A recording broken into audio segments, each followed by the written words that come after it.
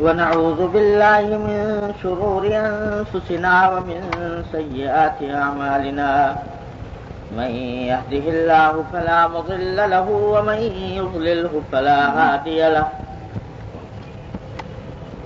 وأشهد أن لا إله إلا الله وحده لا شريك له وأشهد أن سيدنا وسندنا ونبينا ومولانا محمدا عبده ورسوله صلى الله تعالى عليه وعلى آله وأصحابه وبارك وسلم تسليما كثيرا أما بعد.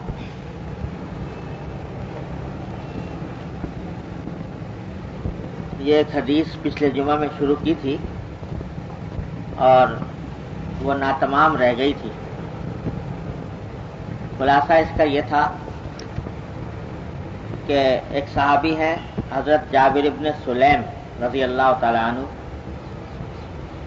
وہ یہ کہتے ہیں کہ میں حضور اقدس صلی اللہ علیہ وسلم کی خدمت میں مدینہ منورہ حاضر ہوا، اور جب پہلی ملاقات ہوئی پہچانتے بھی نہیں تھے کہ حضور اقدس صلی اللہ علیہ وسلم کون ہیں. لوگوں سے معلوم کرنے پر پتہ لگا تو پہلے سلام کیا، سلام میں علیک السلام کہا.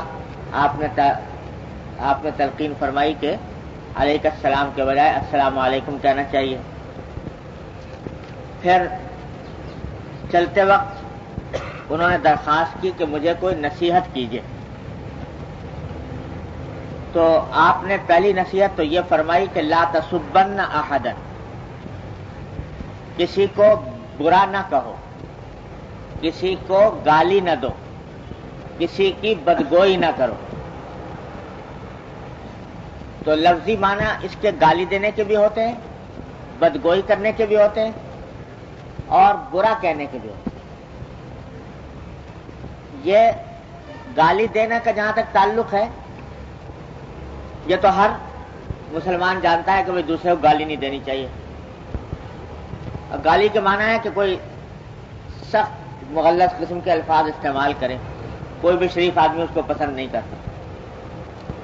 لیکن اس کے ایک معنی یہ بھی ہے کہ کسی کو برا نہ کہو، کسی کو بھی برا نہ کہو. یہ ایک عجیب ہدایت ہے، عجیب تعلیم ہے کہ کوئی شخص خواہ کتنی ہی برے کام کر رہا ہو، گناہ کر رہا ہے، معصیتیں کر رہا ہے، غلط کام کر رہا ہے، اس کے کام کو تو برا سمجھو، اس کے کام کو برا کہو، لیکن اس کی ذات کو برا نہ کہو. اس کے کام کو حقیر سمجھو، یہ کام اس کا بہت برا ہے، یہ کام اس کا بہت غلط ہے، اس کا کام یہ بہت حقیر اور ذلیل ہے. لیکن اس آدمی کی ذات کو حقیر اور ذلیل اور اس آدمی کی ذات کو برا کہنا یہ درست نہیں. یہ بڑی عجیب و غریب تلقین ہے ہمارے دین کی. کیوں؟ اس واسطے کہ ذات کو برا کیا کہتے ہو، کیا پتا کہ اس کا انجام کیا ہونے والا ہے، آخرت میں اس کا انجام کیا ہوگا. آج بے شک برے کام کر رہا ہے اور برے کام کرنے کی وجہ سے تم اس کے کاموں کو برا سمجھ رہے ہو، اس آدمی کو برا سمجھ رہے ہو. لیکن کیا پتا اللہ تبارک و تعالیٰ اس کو توفیق عطا فرما دے، اصلاح فرما دے، اور مرنے سے پہلے اللہ تعالیٰ اس کو اچھے اعمال کی توفیق دے دے. جب اللہ کے پاس پہنچے، اللہ تعالیٰ کے پاس پاک صاف ہو کر. تو اس واسطے کیا پتا کہ کون بہتر ہے. تو اس واسطے کسی بھی ذات کو، کسی بھی شخص کی ذات کو، یہاں تک کہ کافر کو بھی ذات کو برا نہ سمجھے. اس واسطے کہ کیا پتا اللہ تعالیٰ ایمان کی توفیق دے دے، تم سے بھی آگے نکل جائے.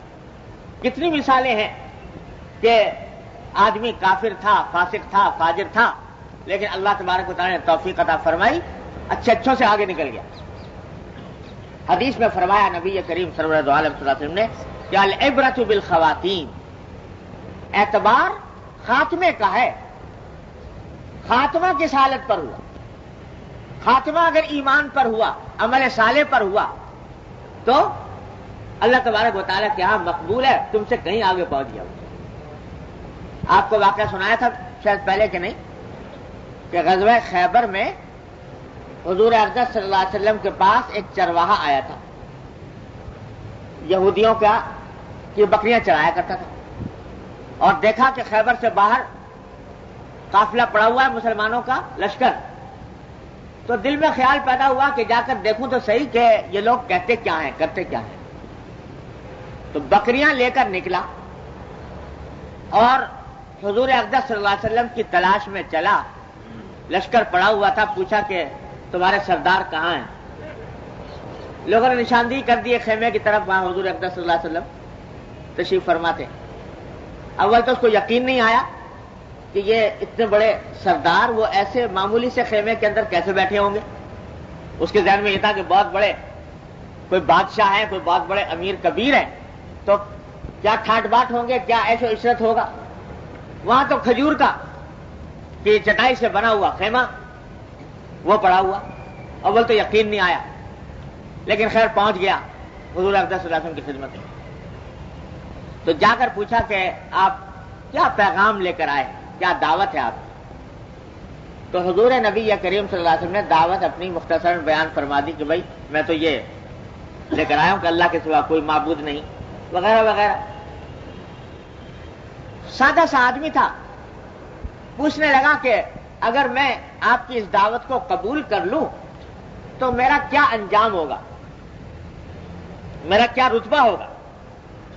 تو آپ نے فرمایا کہ تمہارا رتبہ یہ ہوگا کہ ہمارے برابر ہوگے، ہم تمہیں گلے سے لگائیں گے. تو وہ کہتا ہے کہ آپ مجھ سے مذاق کرتے ہیں، میں کہاں اور آپ کہاں، میں ایک ادنا چرواہا، آپ اتنے بڑے سردار، اور آپ کہتے ہیں کہ مجھے گلے سے لگائیں گے. میں تو جسم سیاہ فام ہے، بدن سے بدبو اٹھ رہی ہے، ایسی حالت میں آپ مجھے کیسے گلے سے لگائیں گے؟ حضور اقدس صلی اللہ علیہ وسلم نے فرمایا کہ نہیں، ہم تمہیں گلے سے لگائیں گے، اور تم کہتے ہو کہ سیاہ فام ہو، تو اللہ تبارک و تعالیٰ تمہارے جسم کی سیاہی کو تابانی سے بدل دے گا، اور تمہارے اس جسم سے اٹھنے والی بدبو کو اللہ تبارک و تعالیٰ خوشبوؤں سے تبدیل کر دے گا. اس اللہ کے بندے کے دل میں ایسی کچھ بات بیٹھی کہ اسی وقت اس نے کہہ دیا کہ اشہد ان لا الہ الا اللہ اشہد ان محمد رسول اللہ، مسلمان ہو. اور پھر پوچھا حضور اقدس صلی اللہ علیہ وسلم سے کہ یا رسول اللہ بتائیے اب میں کیا کروں؟ تو حضور اقدس صلی اللہ علیہ وسلم نے فرمایا کہ بھائی تم ایسے وقت اسلام لائے ہو کہ نہ تو کوئی نماز کا وقت ہے کہ تمہیں نماز پڑھواؤں، روزے کا زمانہ نہیں کہ روزے رکھواؤں، زکوٰۃ تم پر فرضی نہیں، حج کا کہ بھی اس وقت تک فرضیت نہیں ہوئی تھی. تو یہ اس وقت تو ایک ہی عبادت ہو رہی ہے، وہ عبادت جو تلواروں کی چھاؤں میں انجام دی جاتی ہے، جہاد فی سبیل اللہ. اس نے کہا کہ یا رسول اللہ ٹھیک ہے میں اس عبادت میں شامل ہو جاتا ہوں، لیکن یہ بتائیے کہ جہاد میں تو جب آدمی شامل ہوتا ہے تو دونوں ہی احتمال رہتے ہیں، یا غازی یا شہید، یا فتح پا گیا یا مر گیا. تو اگر میں اس میں مر گیا تو آپ کچھ میری گارنٹی لیجئے. تو حضور اقدس صلی اللہ علیہ وسلم نے فرمایا کہ میں گارنٹی لیتا ہوں، ضمانت لیتا ہوں اس بات کی کہ اگر تم اس جہاد میں شہید ہو گئے تو اللہ تبارک و تعالیٰ تمہیں سیدھا جنت میں پہنچائیں گے، اور تمہارے جسم کی بدبو کو خوشبو سے تبدیل فرما دیں گے، تمہارے چہرے کی جو سیاہی ہے وہ سفیدی میں تبدیل ہو جائے. بس اس نے یہیں پر یہ واقعہ بھی آتا ہے کہ حضور نے فرمایا کہ لیکن پہلے جو بکریاں لے کر آئے ہو وہ بکریاں واپس کرو خیبر والوں کو، یہودیوں کو. اندازہ لگائیے کہ جن کے ساتھ لڑائی ہو رہی ہے، برسرے پیکار ہیں، جنگ ہو رہی ہے، محاصرہ کیا ہوا ہے، ان کا مال غنیمت ہے، لیکن چونکہ وہ چرواہا وہ معاہدے پر لے کر آیا تھا بکری، لہذا اس کو حکم دیا کہ پہلے بکریاں واپس کرو، اس کے بعد آ کر جہاد میں شامل. بکریاں واپس کی، آ کے جہاد میں شامل ہوا. کئی دن تک جہاد جاری رہا ہے خیبر کا. تو روایات میں آتا ہے کہ حضور اقدس صلی اللہ علیہ وسلم جب جنگ ختم ہو گئی تو آپ جائزہ لے رہے تھے لشکر کا، تو دیکھا کہ ایک جگہ صحابہ کرام کا جمگھٹا لگا ہوا ہے. قریب پہنچے تو پوچھا بھائی کیا بات ہے؟ تو لوگ کہنے لگے کہ صاحب یہاں پر جو لوگ اس جنگ میں کام آئے ہیں ان میں ایک ایسا آدمی نظر آ رہا ہے جس کو ہم میں سے کوئی پہچانتا نہیں. تو حضور نے فرمایا مجھے دکھاؤ. تو دیکھا تو حضور نے فرمایا کہ تم اس کو نہیں پہچانتے مگر میں پہچانتا ہوں. اور یہ وہ چرواہا ہے اور یہ عجیب و غریب اللہ کا بندہ ہے کہ جس نے اللہ کے راستے میں ایک سجدہ نہیں کیا. اور میں گواہی دیتا ہوں کہ سیدھا اللہ تعالیٰ نے اس کو جنت الفردوس میں پہنچایا. اور میری آنکھیں دیکھ رہی ہیں کہ اللہ تبارک و تعالیٰ اس کو غسل دے رہے ہیں. اللہ تعالیٰ کے فرشتے اس کو غسل دے رہے ہیں اور اس کا کی سیاہی سفیدی میں تبدیل ہو گئی ہے. اس کے جسم کی خوشبو بدبو خوشبو میں تبدیل ہو گئی, خوشبو میں مہک رہا ہے. اور یہ وہ اللہ کا بندہ ہے کہ ایک سجدہ اللہ کے راستے میں نہیں کیا, ایک پیسہ اللہ کے راستے میں خرچ نہیں کیا, لیکن سیدھا جنت میں پہنچا. تو دیکھو اگر کچھ عرصے پہلے موت آ جاتی تو سیدھا جہنم میں جانا تھا, اور اب موت آئی اس حالت میں کہ ایمان لا چکا, سرکار دو عالم صلی اللہ علیہ وسلم کا غلام بن چکا, تو اللہ تعالیٰ نے اتنا بڑا انقلاب پیدا فرمایا. تو العبرۃ بالخواتین, اعتبار خاتمے کا. اسی واسطے بڑے بڑے بزرگ جو ہیں وہ لرزتے رہے, یہ دعا کرتے رہے کہ یا اللہ حسن خاتمہ عطا فرمائیے, حسن خاتمہ عطا فرمائیے, اللہ ایمان پر خاتمہ کرے. تو اعتبار خواتین کا ہے. کس بات پر انسان ناز کرے, کس بات پر انسان فخر کرے, کس بات پر اترائے, خدا جانے کل کیا ہونے والا ہے. تو اس واسطے کسی کو بھی حقیر نہ کرے. اللہ, ایک بزرگ کے بارے میں نے اپنے والد ماجد صلی اللہ علیہ وسلم سے سنا کہ ایک بزرگ تھے, اللہ والے بزرگ تھے. تو جیسے بزرگ سادے سیدھے رہتے ہیں تو لوگ مذاق اڑایا کرتے ہیں. آج کل بھی ہے نا, یہ ملا جو ہے, ملا صوفی, یہ اس قسم کا کہہ کے لوگ مذاق اڑاتے ہیں ایسے آدمی, کہتے ہیں دنیا سے اس کا کوئی تعلق نہیں ہے.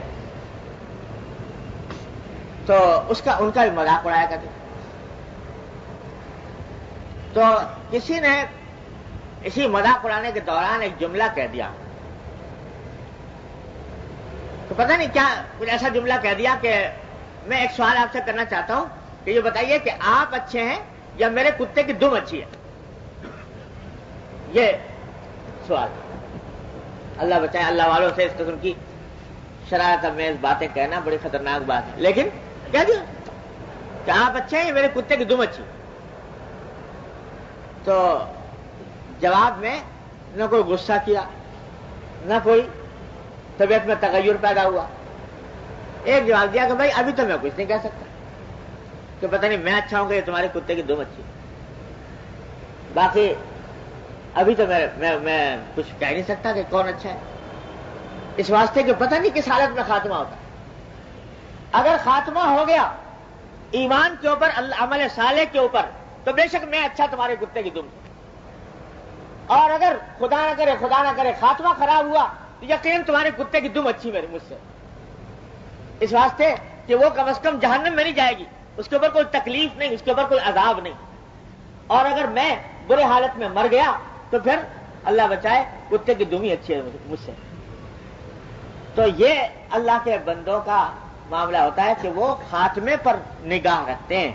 اس لیے فرمایا کہ کسی بھی بد سے بدتر انسان کی بھی ذات کو حقیر نہ جانو, بد سے بدتر انسان کی ذات کو برا نہ کہو, اعمال کو بے شک برا کہو, اس کا عمل خراب ہے, وہ شراب پیتا ہے, وہ کفر میں مبتلا ہے, وہ فسق و فجور کا مرتکب ہے. اعمال کو برا کہو لیکن ذات کو برا کہنے کا جواز نہیں, جب تک کہ معلوم نہ ہو کہ پتہ نہیں کیا ہونا. یہ ہے اللہ. مولانا حضرت حکیم الامت مولانا تھانوی قدس اللہ سرہ فرماتے ہیں, اب کیا بتائیں, اب یعنی حکیم الامت مولانا تھانوی رحمۃ اللہ علیہ اتنا جلیل القدر انسان, وہ کہتے ہیں کہ میں کسی بھی مسلمان کو, ہر مسلمان کو اپنے آپ سے افضل سمجھتا ہوں, اور ہر کافر کو احتمالاً اپنے آپ سے افضل سمجھتا ہوں. حالن, مسلمان کو حالن اور کافر کو احتمالاً. یعنی یہ رہتا تھا پتہ نہیں یہ ہے مسلمان، یہ صاحب ایمان ہے، پتہ نہیں اس کے دل میں ایمان کس اعلیٰ درجے کا ہو کہ مجھ سے آگے بڑھ جائے، لہذا میں اس کو اپنے آپ سے افضل سمجھتا۔ اور کافر سے بھی احتمالاً کہ بظاہر تو کافر نظر آ رہا ہے، لیکن یہ کافر خدا جانے اللہ تعالیٰ اس کو توفیق دے دے ایمان کی، تو ایمان کی حالت میں رخصت ہو، پتہ نہیں مجھ سے کتنا آگے نکل جائے۔ تو میں مومن سے حالاً اور کافر سے احتمالاً، کافر کو احتمالاً اپنے سے افضل سمجھتا ہوں۔ اب بتائیے ہم شمع کے شمار قطار میں، ابھی کچھ دن پہلے ہمارے یہاں حضرت ڈاکٹر حفیظ اللہ صاحب مدد اللہ تعالیٰ ان کو آفس سے سلامت رکھتے، وہ تشریف لائے تھے۔ وہ حضرت مفتی محمد حسن صاحب رحمۃ اللہ علیہ کے خلیفہ ہیں، اور حضرت مفتی صاحب رحمۃ اللہ علیہ کی بڑی صحبت اٹھائی ہے۔ اور حضرت مفتی محمد حسن صاحب رحمۃ اللہ علیہ حضرت حکیم الامت مولانا تھانوی کے عاشق زار تھے، تو عجیب و غریب بزرگ تھے۔ وہ کہتے ہیں کہ ہم حضرت حکیم الامت مولانا تھانوی رحمۃ اللہ علیہ کے مجلس میں جایا کرتے تھے، تو جب مجلس میں بیٹھتے تو میرے اوپر ایک عجیب حالت طاری رہتی تھی۔ جتنے لوگ مجلس میں بیٹھے ہیں سب اپنے آپ سے افضل نظر آتے تھے، اپنے آپ کو سب سے زیادہ کم تر، حقیر، سب سے کم عمل سمجھتا تھا۔ ہر وقت یہ خیال رہتا کہ یہ تو پتہ نہیں کتنے لوگ آگے بڑھے ہوئے ہیں، میں کتنا پیچھے ہوں۔ اپنے آپ کو سارے اہل مجلس کے مقابلے میں کم تر سمجھتا۔ تو فرمانے لگا کہ ایک دن مجھے اتنا وہ خیال ہوا کہ میں پتہ نہیں کیا ہوں، کچھ شقاوت قلب ہے کیا ہے کہ سب اللہ کے بندے کہیں سے کہیں پہنچ رہے ہیں، میں بالکل پیچھے رہ جا رہا ہوں۔ تو میں نے حضرت مولانا خیر محمد صاحب سے ذکر کیا۔ حضرت مولانا خیر محمد صاحب بھی حضرت تھانوی رحمۃ اللہ علیہ کے خلفاء میں سے ہیں، ان سے ذکر کیا بھائی میری حالت تو عجیب ہے، میں جب حضرت کی مجلس میں بیٹھتا ہوں تو ایسا لگتا ہے کہ سب سے کمتر میں ہوں، سب مجھ سے افضل نظر آتے ہیں۔ تو مولانا خیر محمد صاحب فرمانے کہ بھائی یہی حالت تو میری بھی ہے، میں بھی جب بیٹھتا ہوں تو ایسا لگتا ہے کہ سب مجھ سے افضل ہے اور میں سب سے کمتر ہوں۔ تو یہ پتہ نہیں ہم سب سے پیچھے ہی رہ گئے، سب آگے بڑھ گئے۔ تو کہنے کہ ہم دونوں گئے حضرت تھانوی کی خدمت، شیخ کی خدمت، ان سے جا کر عرض کیا کہ حضرت ہمارا عجیب حال ہے، جب آپ کی مجلس میں بیٹھتے ہیں تو ایسا لگتا ہے سب ہم سے افضل ہے اور ہم سب سے کمتر ہیں، کیا بات؟ تو حضرت نے فرمایا کہ بھائی یہ جو تمہیں حالت اپنی بتا رہے ہو تو میں سچ کہتا ہوں کہ میری بھی یہی حالت ہے۔ اللہ کہ مجلس کے اندر جب بیٹھتا ہوں تو سب مجھ سے افضل نظر آتے ہیں، مجھے اپنے آپ سے افضل نظر آتے ہیں، اور میں ہی اپنے آپ کو سب سے کمتر نظر آتا ہوں۔ جس شخص کو اپنے معائب کا استحضار ہو، اللہ جل جلالہ کی عظمت، اس کی خشیت، اس کی ہیبت دل کے اوپر ہو، وہ دوسرے کی برائی کو دیکھے۔ جس شخص کے اپنے پیٹ میں درد ہو رہا ہو وہ دیکھے کہ دوسرے کو چھینک آ گئی، تو اس کو، جس کو اللہ تبارک و تعالیٰ کی عظمت اور خشیت جس کے اوپر غالب ہوتی ہے، وہ دوسرے کی ذات کو کیسے حقیر سمجھ لے، کیسے برا کہہ دے؟ وہ تو اس کو اپنے آپ سے چھٹی نہیں، اپنے عیوب سے چھٹی نہیں، وہ دوسرے کی برائی کو کہاں ڈھونڈتا پھرے اور دوسرے کو برا کیسے کہتا پھرے۔ تو بھائی یہ جو حدیث ہے جو فرمایا نبی کریم صلی اللہ علیہ وسلم نے، یہ بڑا زبردست اصول اور تعلیم بتا دی کہ کسی بھی انسان کی ذات کو حقیر نہ سمجھے۔ ہاں عمل اگر خراب ہے تو عمل کو خراب سمجھو، عمل کی برائی کر سکتے ہو، عمل کو حقیر سمجھتے ہو، عمل خراب، عمل برا، انسان کو برا نہ کہو، کیا پتا اللہ تبارک و تعالیٰ اس کو توفیق عطا فرما دے اور کہیں سے کہیں وہ پہنچ جائے، اس کا حصیدار رہنا چاہیے۔ اور اپنی بڑائی کا تصور، یہ تو اللہ بچائے، یہ تو بہت ہی خراب بات کہ میں بڑا ہوں اس سے، اس واسطے کہ کیا پتا کل کو تمہارا کیا حال بنے۔ اس واسطے نہ اپنے کو بڑا سمجھو، نہ دوسرے کو حقیر سمجھو۔ لا تسبن احدا، کسی کو برا نہ کہو۔ یہ بھائی یہ سب دین ہے۔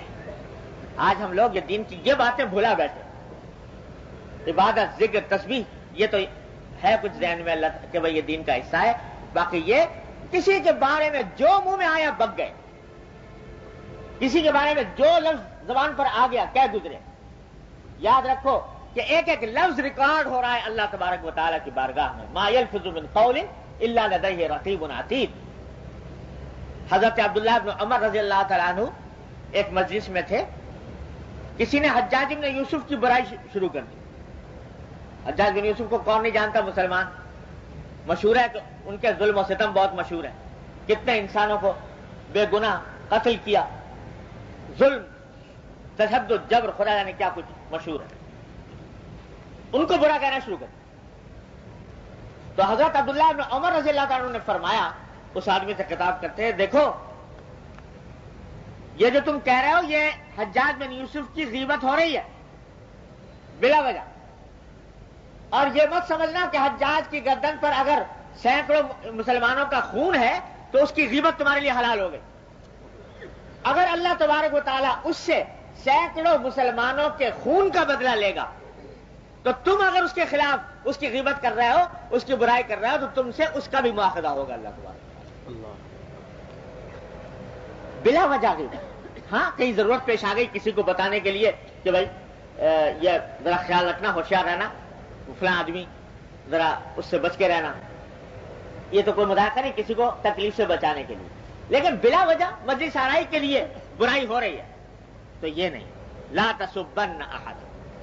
ارے انبیاء علیہ السلام کا شیوا تو یہ رہا کہ گالی کا جواب بھی گالی سے نہیں دیا، حالانکہ شریعت نے اجازت دی ہے کہ جتنا کسی نے ظلم کیا اتنا تم بھی بدلہ لے سکتے ہو، لیکن انبیاء علیہ السلام نے کوئی گالی کا جواب بھی گالی سے نہیں دیا۔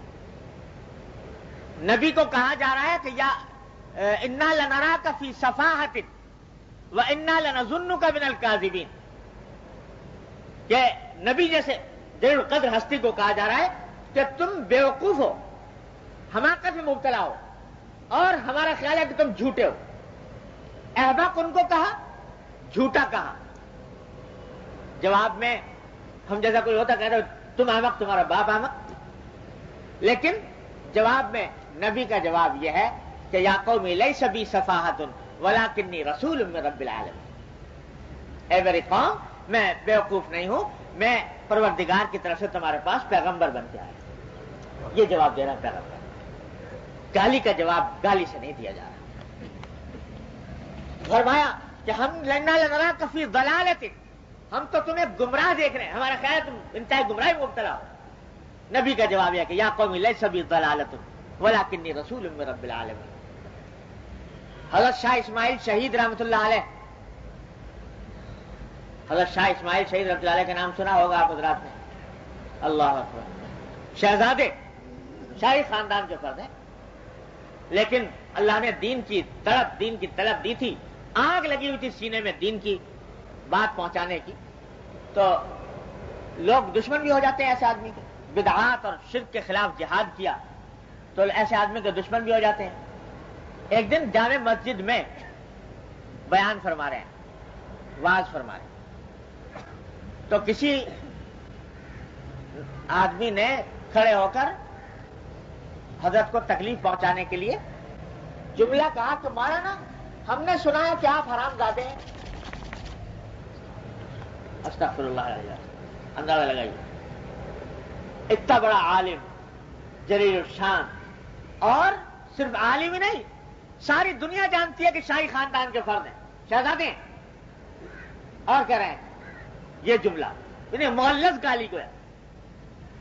کوئی اور ہوتا تو نہ جانے کتنا غصہ نکالتا اس کے اوپر، وہ نہ نکالتا تو اس کے حوالی موالی اس کی تکہ بوٹی کا ڈالتا، لیکن یہ پیغمبروں کے وارث ہیں۔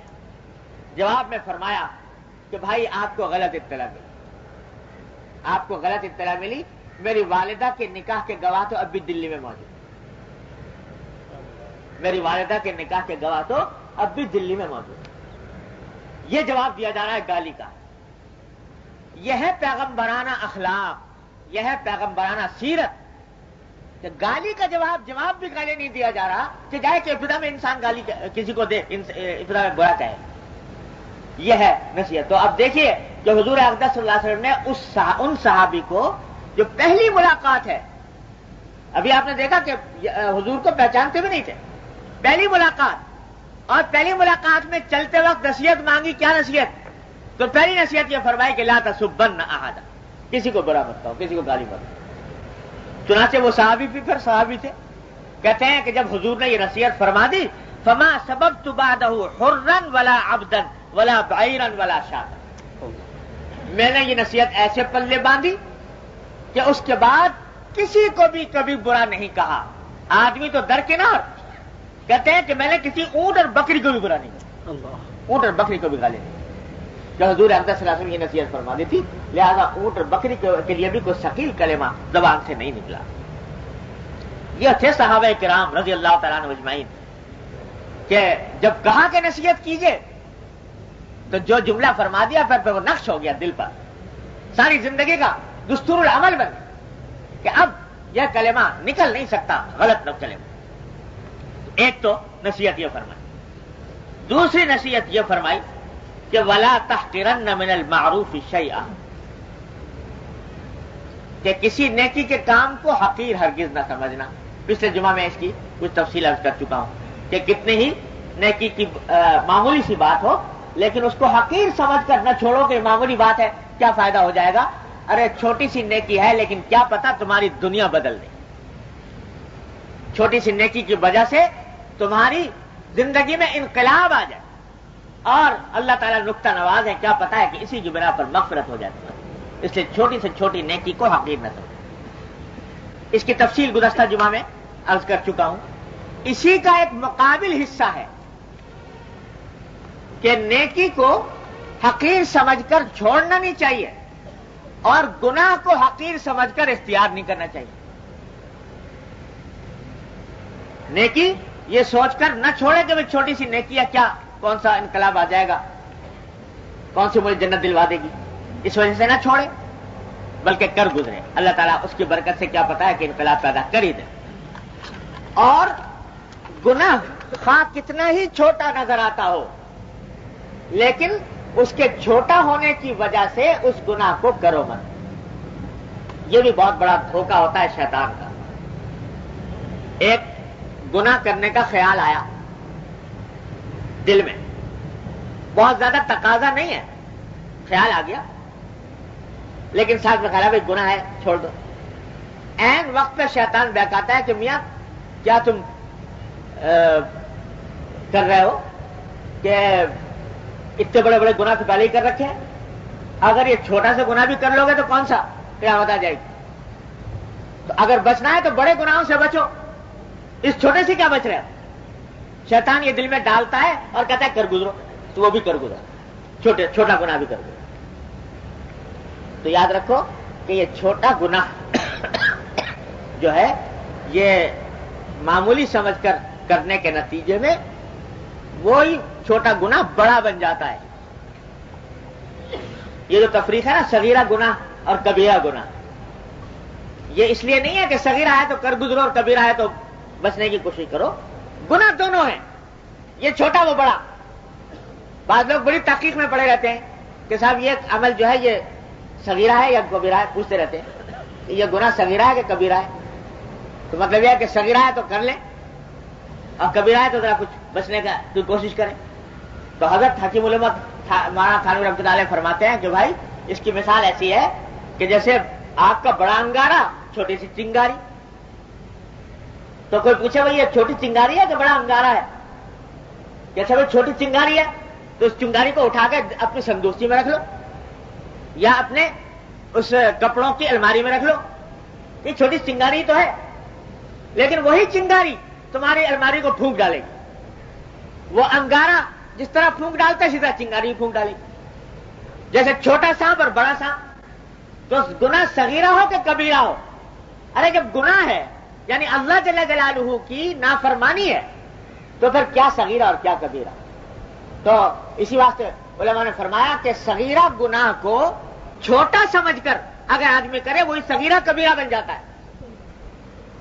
یعنی یہ سوچ کے کر رہا ہے کہ یہ صغیرہ ہے لہذا کوئی حرج نہیں کر لو, تو وہی کبیرہ بن جاتا ہے. اس واسطے یہ چھوٹا سمجھ کر گناہ کو اختیار نہ کرو. اور یاد رکھو کہ جیسے نیکی نیکی کو کھینچتی ہے اسی طرح گناہ بھی گناہ کو کھینچتا ہے, برائی برائی کو کھینچتی ہے. آج تم نے ایک چھوٹا گناہ کر لیا یہ سوچ کر کہ چھوٹا سا ہے کر گزرو, وہ پھر تم سے دوسرا کرائے گا, پھر تیسرا کرائے گا, چوتھا کرائے گا, اور یہاں تک کہ بات پھر کسی حد پر رکنے والی نہیں ہوگی. اور اگر اللہ بچائے. دیکھو گناہ جو ہے نا، گناہ کے معنی کیا ہے خوب سمجھ لیجیے. جہنم پہنچانے کے لیے کافی، وہ چھوٹی ہو کے بڑی. اس واسطے اگر کسی ایک گناہ پر بھی پکڑ ہو گئی اللہ تبارک و تعالیٰ کے ہاں تو بچت کا راستہ نہیں. اللہ بچائے. تو اس واسطے کسی گناہ کو چھوٹا سمجھ کر اختیار نہ کرو. اللہ. تو یہ دوسری نصیحت فرمائی. تیسری نصیحت یہ فرمائی وَأَن تُكَلِّمَ أَخَاكَ وَأَنْتَ مُنبَسِطٌ إِلَيْهِ وَجْهُكَ إِنَّ ذَلِكَ مِنَ الْمَعْرُوفِ. تیسری نصیحت یہ فرمائی. اب ذرا سنتے رہیے نصیحتیں حضور اقدس صلی اللہ علیہ وسلم. یہ نصیحتیں حضور اقدس صلی اللہ علیہ وسلم. تو تیسری نصیحت یہ فرمائی کہ اپنے بھائی سے بات کرو اس حالت میں کہ تمہارا چہرہ کھلا ہوا. جب دوسرے سے بات کرو بھائی سے تو کشادہ پیشانی سے بات کرو، خندہ پیشانی سے بات کرو، خندہ روئی سے بات کرو. کیوں؟ ان ذالک من المعروف. یہ بھی نیکی کا ایک حصہ ہے. جیسے کہ ایک حدیث میں فرمایا کہ اگر اپنے کسی بھائی سے بات کرتے ہو خوش خندہ پیشانی سے تو یہ بھی صدقہ ہے. یہ بھی صدقہ کے حکم ہے. اس پر بھی اجر ملتا ہے، اس پر بھی ثواب ملتا ہے. تو یہ حضور اقدس صلی اللہ علیہ وسلم کی سنت ہے. یہ بھی عظیم سنت ہے. حضرت جریر ابن عبداللہ رضی اللہ تعالیٰ عنہ فرماتے ہیں حضور اقدس صلی اللہ علیہ وسلم کے خاص صحابہ کرام میں سے ہیں جن کو یوسف ہادی الامہ کہا جاتا ہے. بڑے حسین و جمیل تھے. تو وہ فرماتے ہیں کہ جب بھی حضور اقدس صلی اللہ علیہ وسلم پر میری نگاہ پڑتی کبھی مجھے یاد نہیں ہے کہ آپ نے تبسم نہ فرمایا. ہمیشہ جب بھی آپ کے اوپر نگاہ پڑتی آپ کا چہرہ مبارک پر تبسم آ جائے. آپ تبسم کے ساتھ مجھ سے ملاقات فرماتے تھے، کھلا ہوا چہرہ. یہ بھی سنت ہے حضور اقدس سرور دو عالم صلی اللہ علیہ وسلم. بعض لوگوں نے یہ سمجھا کہ جب دین کی طرف آدمی آیا تو خوش کھردرا، جیسے اس کو جو اس کے چہرے پر مسکراہٹ نہ آئے. خدا جانے یہ دین کا کہاں سے تصور لے لیا.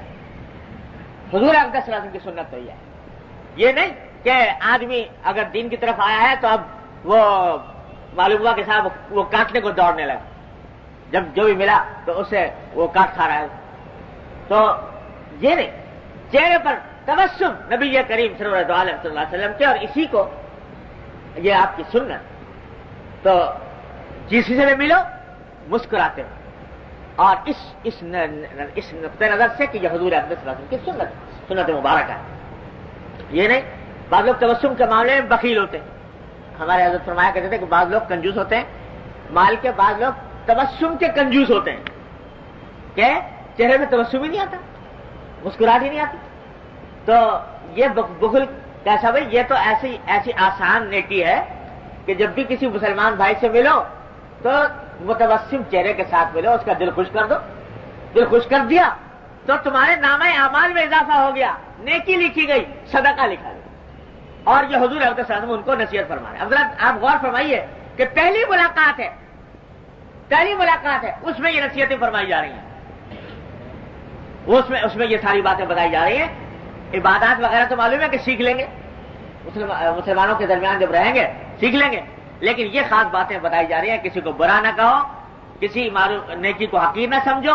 بھائی سے ملو تو ایسی طرح ملو کہ خوش خندہ پیشانی کے ساتھ. ان ذالک من المعروف. پھر اور فرمایا ورفع ازارک الی نصف الساق. اب یہ وہ باب سے متعلق جملہ یہ آیا کہ اپنے زیر جامہ کو، جو باجامہ ہے یا تہبند ہے، اس کو آدھی پنڈلی تک رکھو. فَإِنْ أَبَيْتَ فَإِلَى الْكَعْبَيْنِ. اگر آدھی پنڈلی تک نہیں رکھ سکتے تو ٹخنوں تک رکھو. وَإِيَّاكَ وَإِسْبَالَ الْإِزَارِ. اور ٹخنوں سے نیچے لے جانے سے بچو. فَإِنَّهَا مِنَ الْمَخْيِلَةِ. اس واسطے کہ یہ تکبر کا حصہ ہے. صاف صاف حضور اقدس صلی اللہ علیہ وسلم نے بتا دیا. اور یہاں پر آپ ذرا دیکھ لیجئے کہ نصیحتیں جو فرمائی جا رہی ہیں پہلی ملاقات میں، اسی میں یہ بات فرمائی جا رہی ہے کہ یہ سب کام کرو اور ساتھ ساتھ اپنے ازار کو، اپنے تہبند کو، اپنے پاجامے کو ٹخنوں سے نیچے نہ ہونے دو. اس واسطے کہ نیچا ہوگا تو یہ تکبر کی علامت ہے. یہ نہیں کہ تکبر ہو تو نیچا نہ کرو اور تکبر ہو نہ ہو تو کر لو، یہ نہیں فرمایا، بلکہ فرمایا کہ نیچا نہ کرو اس واسطے کہ یہ تکبر ہے۔ بعض لوگ کہہ رہے ہیں ہم تو تکبر کی وجہ سے نہیں کرتے، ہم تو یہ جو منع ہے، یہ تکبر کی وجہ سے منع ہے، ہم تو تکبر کی وجہ سے نہیں کرتے۔ یہ عجیب لوگ ہیں جن کو اس قدر اطمینان ہے اپنے اوپر متکبر نہ ہونے کا کہ کہتے ہیں کہ صاحب تکبر نہیں ہمارے اندر، تو ہم تو ویسے بغیر تکبر کے کر رہے ہیں۔ ارے حضور اقدس صلی اللہ علیہ وسلم نے تو کبھی ایسا کیا نہیں، تکبر سے بری، تکبر سے پاک اس روئے زمین پر اگر کوئی ذات ہو سکتی ہے تو محمد رسول اللہ صلی اللہ علیہ وسلم زیادہ نہیں ہو سکتی۔ لیکن آپ نے بھی یہ نہیں فرمایا کہ چونکہ میرے اندر تکبر نہیں ہے لہٰذا میں نیچے کر لیتا ہوں، ساری عمر کبھی نیچے نہیں فرمایا۔ تو اگر کسی کے لیے جائز ہوتا کہ وہ تکبر کی سے بچنے کے لیے وہ انسان اوپر نیچے کر لے تو اس خیال سے کہ میں تکبر سے بری ہوں، تو حضور اقدس صلی اللہ علیہ وسلم سے زیادہ کس کو ہو سکتا تھا، لیکن آپ نے کیا، تو اس لیے یہ خیال دن سے نکال دیں۔ بلکہ یہ نصیحت فرما رہے ہیں حضور کہ اگر بچو اس سے، اس لیے کہ تکبر کا حصہ وَإِنَّ اللَّهَ لَا يُحِبُّ الْبَخْيَلَ، اور اللہ تعالیٰ تکبر کو پسند نہیں۔ یہ مخیلہ تکبر سے زیادہ اس کا صحیح ترجمہ ہے خود پسندی، اپنے کو اچھا سمجھنا، دوسرے کے مقابلے میں اپنے آپ کو اچھا سمجھنا، میرے اندر بڑے کمالات ہیں، بڑے اوصاف ہیں، اپنے آپ کو بڑا کچھ سمجھ رہا ہے، یہ اللہ تبارک و تعالیٰ کو پسند نہیں۔ وہاں تو مقبول ہے شکستگی، عاجزی، درماندگی۔ اللہ کے سامنے جتنا بھی شکستہ ہوگے، تواضع کرو گے، درماندہ ہوگے، اتنا ہی اللہ تبارک و تعالیٰ کے یہاں مقبول ہوگے۔ اور جہاں بڑائی آ گئی، خود پسندی آ گئی، تو وہ اللہ تبارک و تعالیٰ کو پسند نہیں۔ اور اگلا جملہ ارشاد فرمایا وَإِنِ امْرُؤٌ شَتَمَكَ وَعَيَّرَكَ بِمَا يَعْلَمُ فِيكَ فَلَا تُعَيِّرْهُ بِمَا تَعْلَمُ فِيهِ فَإِنَّمَا وَبَالُ ذَلِكَ عَلَيْهِ۔ کیا نصیحتیں فرما گئے نبی کریم صلی اللہ علیہ وسلم؟ فرماتے ہیں کہ ایک اور نصیحت سن لو کہ اگر کوئی انسان تمہیں گالی دے، پھر لوٹے اسی مضمون کی طرف، اگر کوئی انسان تم کو گالی دے یا تم پر عیب لگائے، عیب آر دلائے تم کو کسی ایسے عیب کی وجہ سے جو واقعی تمہارے اندر ہے، جو تمہارے اندر وہ جانتا ہے کہ فلاں عیب ہے، اس عیب کی وجہ سے تمہیں عیب لگا رہا ہے، آر دلا رہا ہے، تمہارے اندر فلاں عیب ہے، برا بھلا کہہ رہا ہے، گالی دے رہا ہے، تو فرمایا فلا تعیرہ بما تعلم فیہ، اس کے بدلے میں اس کے جس عیب کو تم جانتے ہو اس کی وجہ سے اس کو آر نہ دلاؤ۔ بدلے میں گالی کے بدلے میں گالی نہ دو، آر دلانے کے بدلے میں اس کو آر نہ دلاؤ۔ کیوں؟ فإنما وبال ذلك علیہ، کیونکہ تمہیں جو گالی دی یا تمہیں جو آر دلائی اس کا وبال اس کے اوپر ہے، اس کا مواخذہ اس سے ہوگا۔ تم بدلہ لے لو گے تو بدلہ لینے سے کوئی حاصل تمہارا نہیں، کوئی فائدہ نہیں، کیا فائدہ ہے؟ اور اگر بدلہ نہیں لو گے، صبر کرو گے، تحمل سے کام لو گے، ایثار کرو گے، اللہ تبارک و تعالیٰ کیا تمہارا اجر عظیم ہے۔ ایک شخص نے تمہیں کہا بیوقوف ہو، تم نے جواب میں کہا تم ہو بیوقوف، تو چلو بدلہ لے لیا، کوئی ناجائز کام تو نہ ہوا، لیکن فائدہ کیا ملا بھائی؟ تم نے اس کو بیوقوف کہہ دیا تو کیا دنیا آخرت کا کیا فائدہ حاصل ہوا؟ اور اگر خاموش ہو گئے کہ اس نے کہا بیوقوف، تم خاموش ہو گئے، دل میں کڑن پیدا ہوئی، دل میں اونٹن ہوئی، دل میں غصہ بھی آیا، ضبط کر گئے، صبر کیا، تو کیا ہوا؟ اللہ تعالیٰ فرماتے ہیں انما یوفی الصابرون اجرہم بغیر حساب۔ اللہ تبارک و تعالیٰ صبر کرنے والوں کو ان کا حساب، ان کا اجر بے حساب دیتے ہیں۔ تو ایک ذرا سی زبان کو روک کر اور اپنے نفس پر قابو پا کر تم نے بے حساب اجر کما لیا، اور آج پتہ نہیں لگ رہا، جب قبر میں پہنچو گے، جب اللہ تبارک و تعالیٰ کے حضور حاضر ہوگے، اس وقت پتہ لگے گا کہ یہ زبان کو روک لینے سے اور ذرا سا خاموش رہ جانے سے کتنا عظیم فائدہ حاصل ہوا۔ تو بتاؤ یہ فائدہ زیادہ قابل قدر ہے یا یہ کہ تم نے اپنا بدلہ لے لیا، دل کی بھڑاس نکال لی، کہہ دیا تو بیوقوف؟ تو حضور اقدس صلی اللہ علیہ وسلم نے یہ تلقین فرمائی کہ گالی کا جواب گالی، اگرچہ یعنی حق ہے، قرآن کہتا ہے جتنی کوئی ظلم کرے اتنا ہی تم بھی کر سکتے ہو اس کے اوپر، لیکن حق ہے، لیکن حق کو استعمال کرنا سے بہتر یہ ہے کہ معاف کر. وَلَمَنْ صَبَرَ وَغَفَرَ إِنَّ ذَلِكَ مِنْ عَزْمِ الْأُمُورِ، جو صبر کرے اور معاف کر دے تو یہ بڑے عزائم امور میں سے ہے. اور فرمایا کہ ادفع باللتی ہی احسن السیئہ، کسی نے تمہارے ساتھ برائی کی ہے تم اس کا مقابلہ اچھائی سے کرو. برائی کا مطلب برائی سے دینے کے بجائے اچھائی سے مقابلہ کرو. تو فرمایا فَإِذَا الَّذِي بَيْنَكَ وَبَيْنَهُ عَدَاوَةٌ كَأَنَّهُ وَلِيٌّ حَمِيمٌ، تو جس کے ساتھ تمہاری دشمنی تھی وہ تمہارا عین بہت جگری دوست ہو جائے گا. لیکن ساتھ فرما دی وَمَا يُلَقَّاهَا إِلَّا الَّذِينَ صَبَرُوا، یہ کام اسی کا ہے جس نے اپنے آپ کو صبر کی عادت ڈالی ہو. وَمَا يُلَقَّاهَا إِلَّا ذُو حَظٍّ عَظِيمٍ، مگر اور یہ بہت ہی خوش قسمت آدمی کا کام ہے کہ یہ کام کرے کہ برائی کا بدلہ اچھائی سے دے. کتنی تعریف فرمائی حضور اللہ تعالیٰ نے. تو وَمَا يُلَقَّاهَا إِلَّا الَّذِينَ صَبَرُوا وَمَا يُلَقَّاهَا إِلَّا ذُو حَظٍّ عَظِيمٍ. تو یہ کرو، عادت ڈال. کیا ہے میاں بدلہ لیا نہ لیا، اگر لے لیا تو کیا، لیکن نہ لیا اور اللہ تبارک و تعالیٰ کے لیے معاف کر دیا تو دیکھو کہ اللہ تعالیٰ پتہ نہیں، حدیث میں آتا ہے کہ نبی کریم صلی اللہ علیہ وسلم نے فرمایا کہ جب دوسرے کو جو معاف کر دے تو میں اس دن اس کو معاف کروں گا جس دن اس کو معافی کی سب سے زیادہ ضرورت ہوگی. سب سے زیادہ ضرورت تم کو آخرت میں ہوگی معافی کی، اس دن میں اس کو معاف کر دوں گا کہ میرے بندے کو اس نے معاف کر دیا تو میں اس کو معاف کر دوں. تو فلا تعجروا بما تعلموا فيه انما وبال ذلك عليكم. بھائی یہ سب نصیحتیں، یہ سب سنتیں ہیں نبی کریم سرورت عالم صلی اللہ علیہ وسلم. سنتیں صرف ظواہر کی حد تک محدود نہیں ہیں، یہ سب سنتیں ہیں نبی کریم صلی اللہ علیہ وسلم کے. اللہ تعالی ہم سب کو ان سنتوں پر عمل کرنے کی توفیق عطا فرمائے.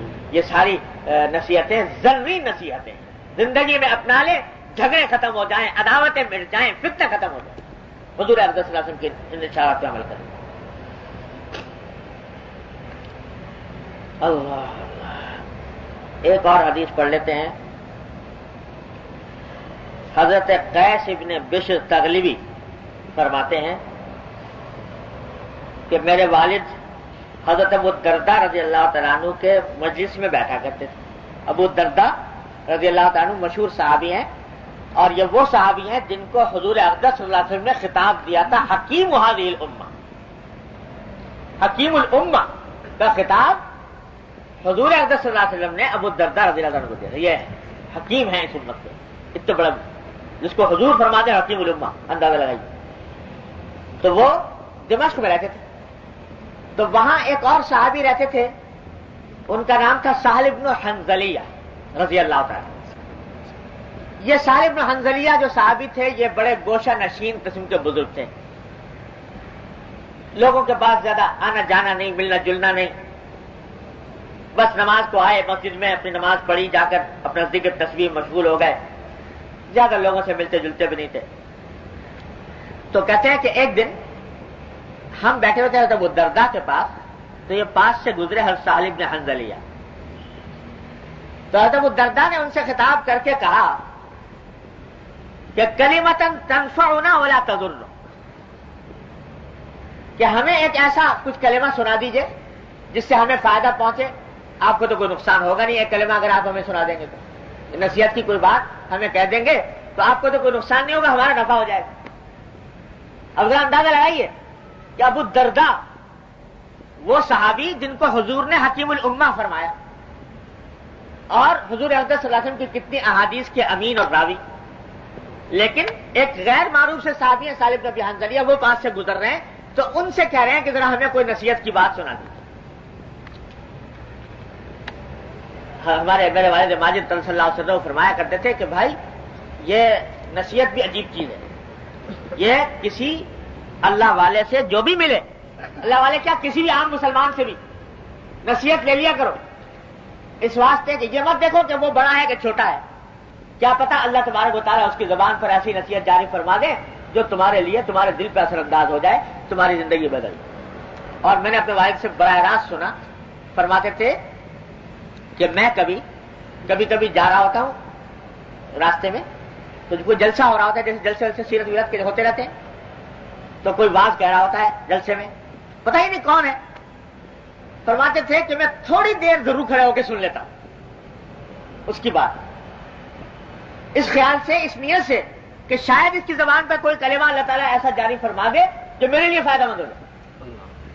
اب اندازہ لگائیے، مفتی اعظم پاکستان اور اتنے بڑے عالم جن کے پاس ساری دنیا نصیحت لینے کے لیے آتی ہے، ایک عام آدمی واز کہہ رہا ہے، اس کے پاس کھڑے ہو کے کہتے ہیں سن لیتا ہوں تھوڑی دیر کے لیے، کہ تاکہ ہو سکتا ہے کہ کہیں اللہ تعالیٰ اس کی بدولت مجھے کوئی اچھی بات سنوا دے، میری زندگی پر اثر انداز ہو جائے. تو یہ جس کو اللہ تبارک و تعالیٰ کے ساتھ محبت ہوتی ہے، آخرت کی فکر ہوتی ہے، وہ اپنے آپ کو بڑا سمجھتا ہی نہیں، وہ ہر ایک کو اپنے آپ سے بڑا سمجھتا ہے. تو ابو الدرداء ان صحابی سے کہہ رہے ہیں کہ ہمیں ایسا نصیحت سنائیے جو آپ کو ہمیں فائدہ پہنچائے، آپ کو نقصان نہیں پہنچے گا. تو انہوں نے بھی فوراً ایک حدیث سنا دی، ایک واقعہ سنا دیا. واقعہ یہ سنایا کہ حضور اقدس صلی اللہ علیہ وسلم نے ایک سریہ بھیجا تھا جہاد میں. تو وہاں سے جب لوگ واپس آئے تو ان میں سے 2 آدمی حضور کی مجلس میں بیٹھے ہوئے تھے. تو ایک دوسرے سے کہہ رہا تھا کہ بھئی جب ہم لڑائی میں تھے تو ہمارا ایک ساتھی تھا، اس نے دشمن پر حملہ کیا، پتہ نہیں تلوار سے کہ نیزے سے حملہ کیا، اور حملہ کرتے ہوئے یہ کہا کہ لو یہ لے لو، میں بھی غفار کے قبیلے کا ہوں. یعنی اپنی بہادری کا ایک اظہار کرتے ہوئے کہ غفار کے قبیلے کے لوگ بہادر ہوتے ہیں، تو میں بھی غفار کے قبیلے کا ہوں، مجھ سے لے لو یہ وار.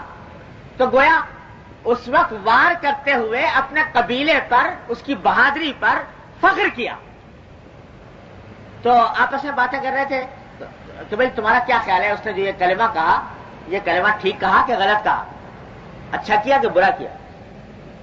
دوسرے نے کہا بھئی یہ تو بڑا غلط کام کیا اس نے، اس سے تو اس کا جہاد کا اجر ختم ہو جائے گا، کیونکہ جہاد تو وہ ہے جو اللہ کے لیے خالصتاً ہو، اپنی بہادری دکھانے کے لیے تو نہیں ہونا چاہیے، اور اپنے قبیلے کی بہادری کا اعلان کرنے کے لیے. تو یہ باتیں آپس میں ہو رہی تھی. انہوں نے کہا بھئی حضور سے پوچھ لو کہ یہ جو اس نے کہا تو واقعی برا کیا کہ اچھا کیا. تو حضور اقدس صلی اللہ علیہ وسلم سے پوچھا کہ حضرت ایسا ہوا تو جس شخص نے یہ کہا اس کا ثواب جہاد کا ختم ہو گیا کہ نہیں ہو گیا؟ تو حضور اقدس صلی اللہ علیہ وسلم نے فرمایا کہ لا باس، کہ نہیں بھائی ایسے کہنے میں کوئی حرج نہیں.